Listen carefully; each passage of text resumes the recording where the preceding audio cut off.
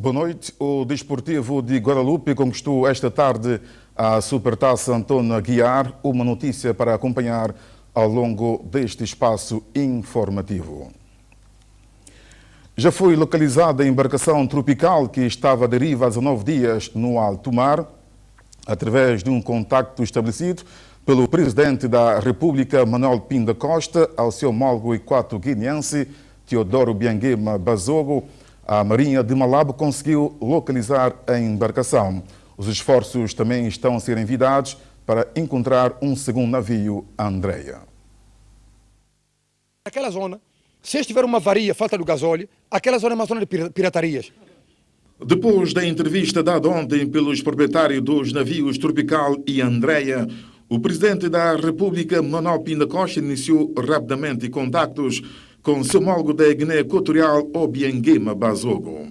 A Marinha Equato-Guineense iniciou as operações e conseguiu localizar o navio Tropical que se encontra neste momento no porto de Luba. Segundo o diretor do gabinete da Presidência da República, o Tenente-Coronel Vítor Monteiro, os familiares já entraram em contato telefónico com todos os 13 membros da tripulação que se encontram são e salvos.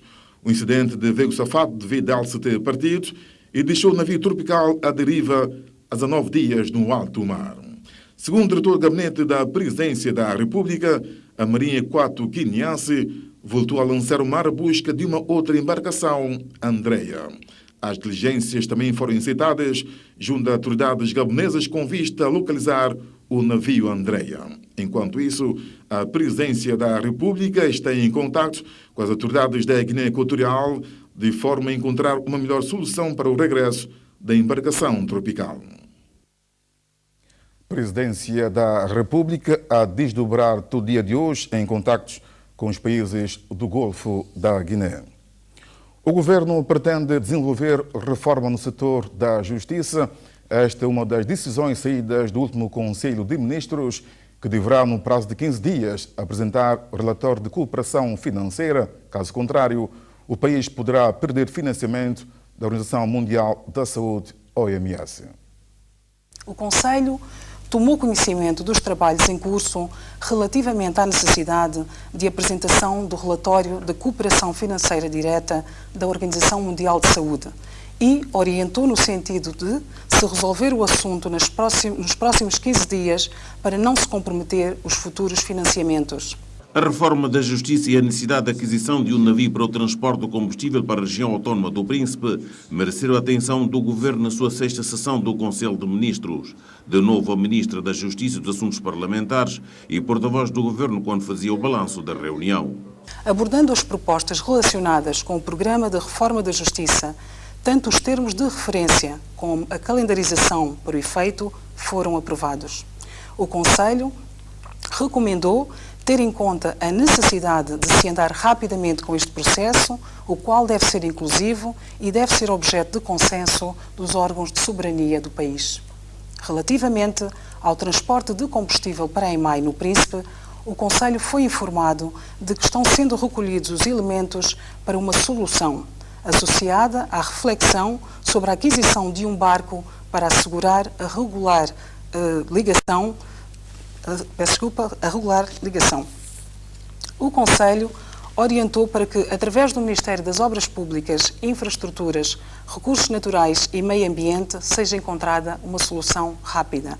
Ainda nesta sessão do venerando Conselho de Ministros, o Governo, entre outros, decidiu atribuir o Estatuto de Instituição de Utilidade Pública à Santa Casa da Misericórdia de Santo Tomé e Príncipe. A comunidade de Porto Alegre pede maior atenção das autoridades competentes. A população diz sentir-se abandonada e quer apoio do Governo Central e do poder local. A reportagem desta zona piscatória a sul da ilha de Santo Tomé, que dista cerca de 90 km da cidade e capital, com Whitley, Baroca e Uriel.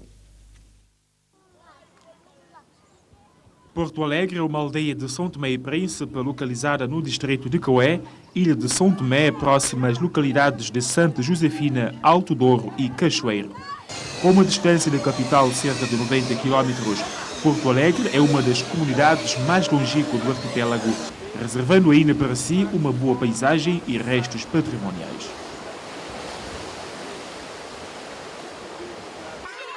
Nessa humilde comunidade, os moradores têm como principal atividade a pesca e a agricultura para a sua subsistência. O problema que nós temos aqui também é no caso de quando pescador de coisa aqui da praia. Nós quando chegamos aqui na praia, também no caso do meu tempo, não só. E quando o apoio de coisa da associação, quando nós chegamos aqui na praia, de coisa da associação, já sei de toda a praia, mas aqui na praia aqui já não sei quantos anos, nada aqui dessa praia aqui não está resolvendo para nós aqui nesta praia, para a associação. Um tanto conformado com a realidade, nesta estéril comunidade, os moradores refugiam-se apenas em jogos de dama, a assistir filmes ou juntar-se em grupo para comentar o cotidiano. O Estado tem que ter cuidado com o povo aqui, porque a nossa imagem está cada vez a deragar. E porque a esperança é a última a morrer, a comunidade de Porto Alegre acredita em dias melhores. Hoje é domingo de Ramos, momento de preparação para a Semana Santa. Dezenas de fiéis católicos encheram esta manhã a Igreja da Sé para celebrar o Domingo de Ramos.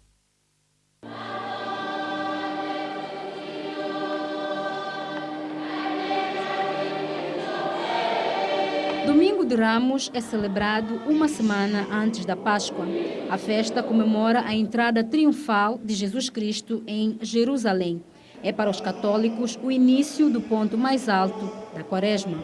Domingo de Ramos, como o próprio nome diz, não é? É o domingo em que Jesus Cristo entra em Jerusalém e a população o saúda com ramos, folhas, tapetes, acolhem-no a dizer que ele é o rei, é o Messias, reconhecem-no como Deus, né, como Messias Salvador, e o povo alegre entra em Jerusalém e esta será a última entrada de Jesus, não é? Portanto, com o Domingo de Ramos nós depois vamos começar a Semana de Paixão, porque depois vai ter todo o processo da prisão de Jesus, portanto todos os, sei lá, aqueles que eram líderes, os responsáveis do governo, os líderes políticos e os líderes religiosos, né, condenam Jesus à morte e, no entanto, vai passar todo esse processo de condenação, de morte, de crucifixão e depois de ressurreição. Domingo de Ramos é o momento em que nós entramos para a Semana Santa, esse momento forte da Igreja e que depois vai acabar com a Vigília Pascal. O Domingo de Ramos antecede a Semana Santa, momento em que Jesus Cristo será condenado e crucificado. Para os cristãos em geral, este é um momento muito especial. Podeis ver que agora tem a missa das crianças, mas mesmo assim estava muita gente. De manhã estava muito mais gente ainda, porque os cristãos têm vivido esse tempo de Quaresma com muita intensidade, não é? E Ramos é já um momento muito alto do tempo de Quaresma. Quaresma, esses 40 dias que nós vivemos com intenso jejum, abstinência e oração, justamente acompanhando os passos de Cristo e tentando fazer o que Ele nos diz. Para os católicos, este é o momento de respeitar os mandamentos e viver de acordo com os preceitos de Deus. O Desportivo de Guadalupe conquistou esta tarde a Supertaça António Aguiar ao vencer o Sporting do Príncipe por 2-1, uma prova que abre a nova época desportiva.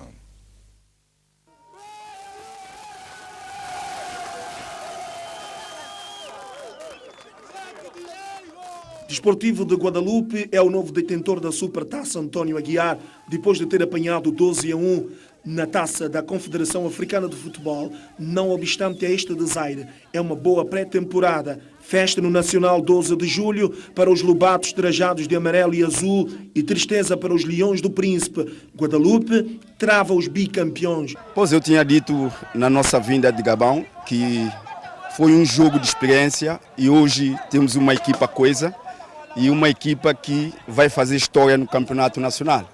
E vencemos a Supertaça com cara levantada, jogamos bem, apresentamos o melhor futebol do que Sport de Príncipe.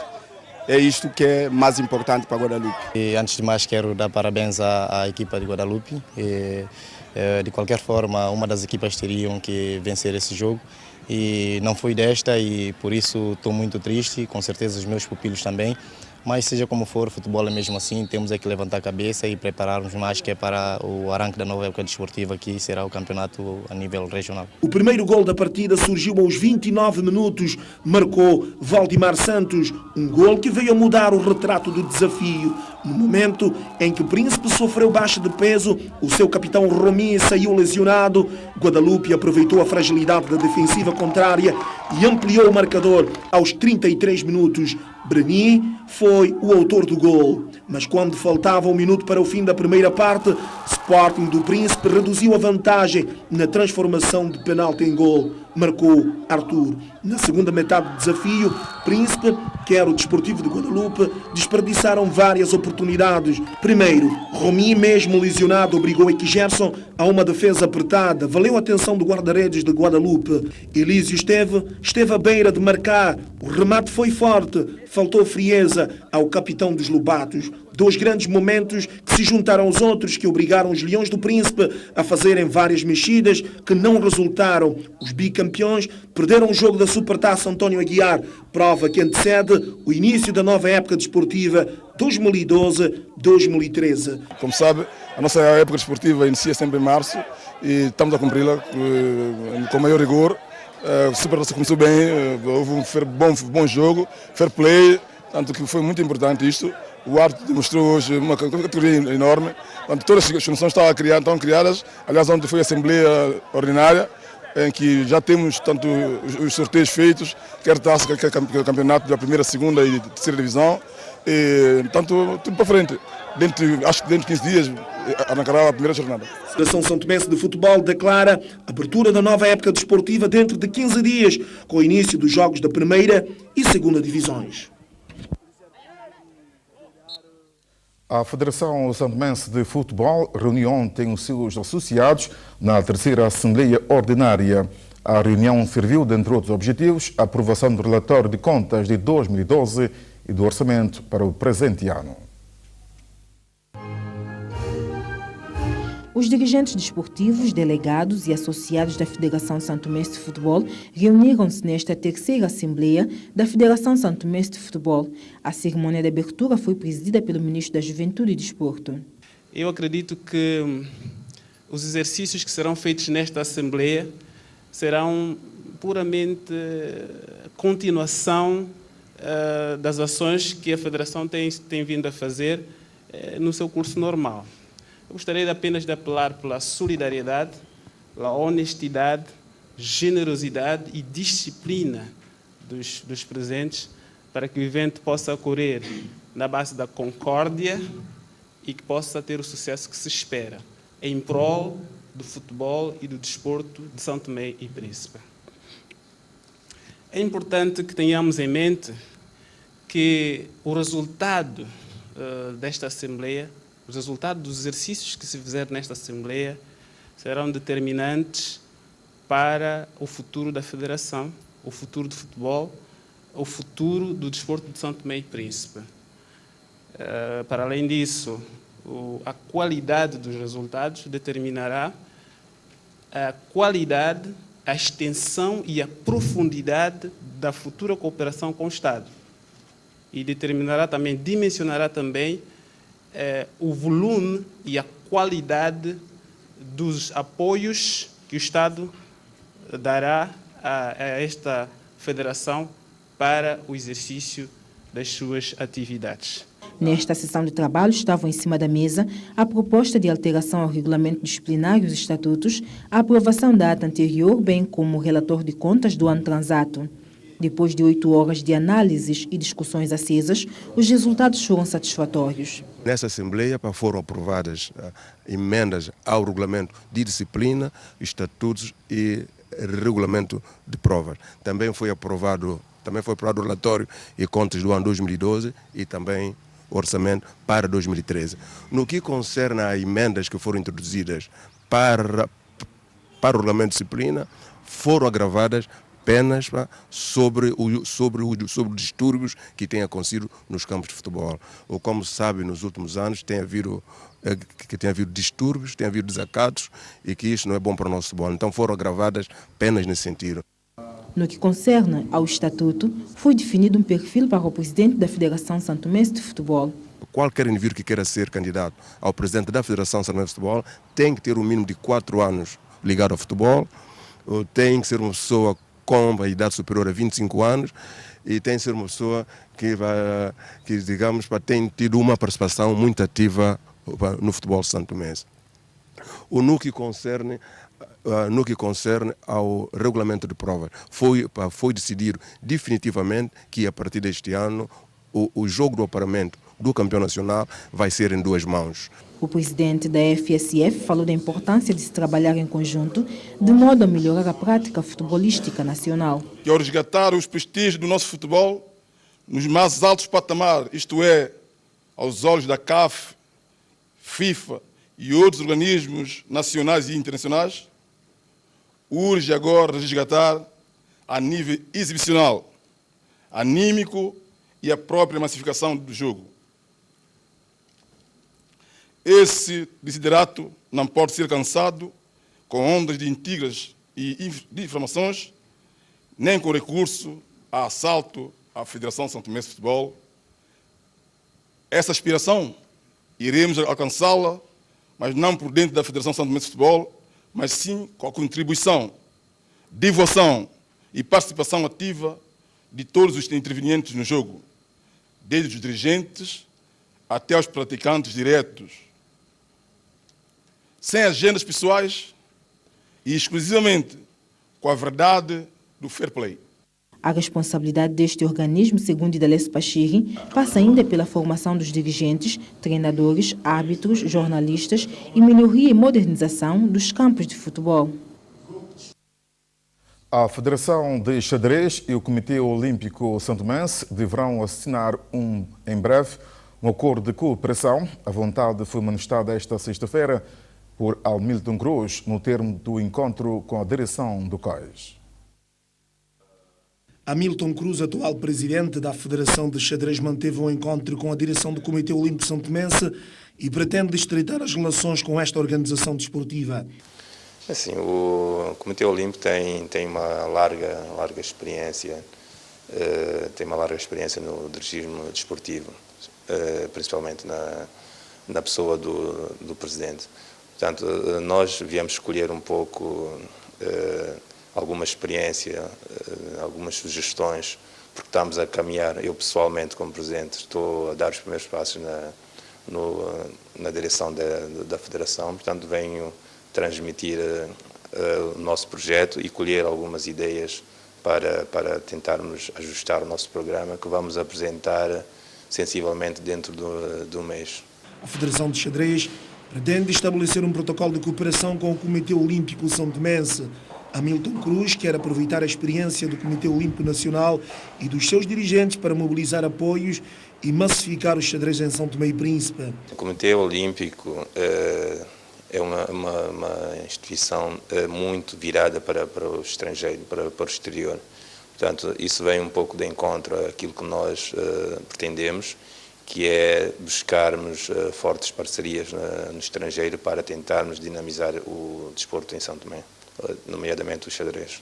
A nova liderança da Federação de Xadrez, comprometida com a massificação da modalidade nas escolas e na preparação dos atletas que vão marcar presença nas Olimpíadas de Xadrez, que terá lugar na Noruega.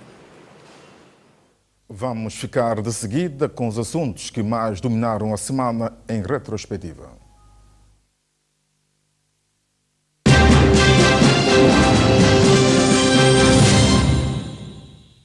A semana ficou marcada com várias atividades em alusão ao Dia Mundial da Água. Neste contexto, instituições que gerem este precioso líquido realizaram algumas atividades de sensibilização para a mudança de comportamentos com vista a uma racionalização deste líquido indispensável à vida.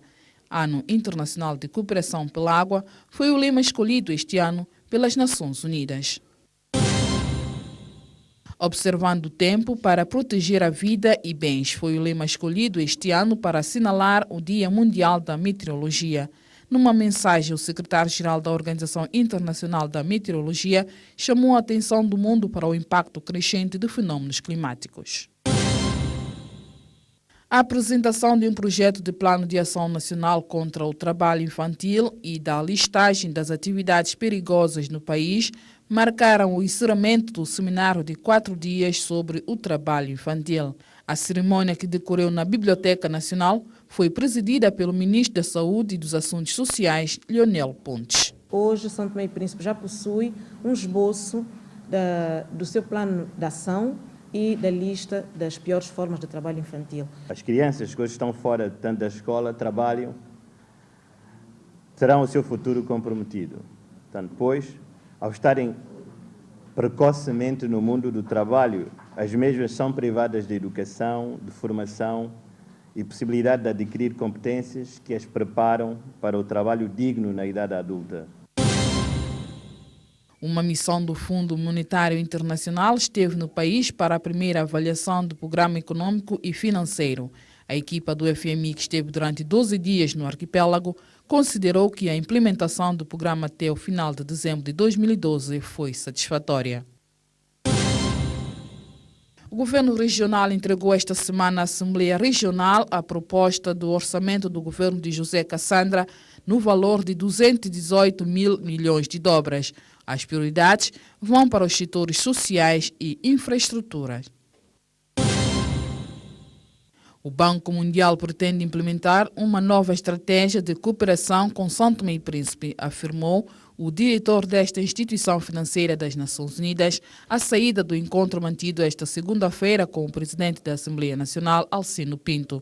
Lawrence Clark também foi recebido pelo primeiro-ministro e chefe do governo, onde abordaram assuntos relacionados com a saúde, educação e infraestruturas. Face às acusações proferidas pelo presidente do MLSTP-PSD na última sessão plenária, o Partido da Ação Democrática Independente, ADI, apresentou na segunda-feira uma queixa-crime contra o presidente do MLSTP-PSD, Jorge Amado. Entretanto, o presidente da Assembleia Nacional, Alcino Pinto, também introduziu uma queixa-crime por difamação contra o secretário-geral do ADI, Levi Nazaré. Em causa estão as recentes declarações, segundo as quais Alcino Pinto teria viajado por um período de 15 dias com um subsídio de 11.250 euros. Os 2 tripulantes dos navios petroleiros que estavam ilegalmente a operar nas águas territoriais são-tomenses poderão vir a ser julgados ainda esta semana. O caso já está sobre a alçada dos tribunais. Os navios petroleiros de bandeira de Malta e das Ilhas Marshall foram encontrados na zona econômica exclusiva são-tomense sem a autorização das autoridades nacionais. Por isso, as embarcações foram apreendidas e encontram-se atualmente atracadas nas nossas costas. Assinalou-se no dia 21 o Dia Mundial da Floresta. Em comemoração à data, a Direção-Geral das Florestas, sob égide do Ministério da Agricultura, Pescas e Desenvolvimento Rural, deu início a uma campanha denominada Plantar São Tomé e Príncipe, com o pontapé de saída na Roça Quiluz. Toda essa atividade surge no quadro de um programa que a Direção das Florestas tem, que é Plantar São Tomé e Príncipe, um programa que foi testemunhado e acarinhado por Sua Excelência, o Presidente da República. É necessário que os jovens leiam mais para abrir os seus horizontes, defendeu a poetisa Conceição Lima durante uma palestra realizada nesta quinta-feira no Centro Cultural Português, em alusão ao Dia Mundial da Poesia.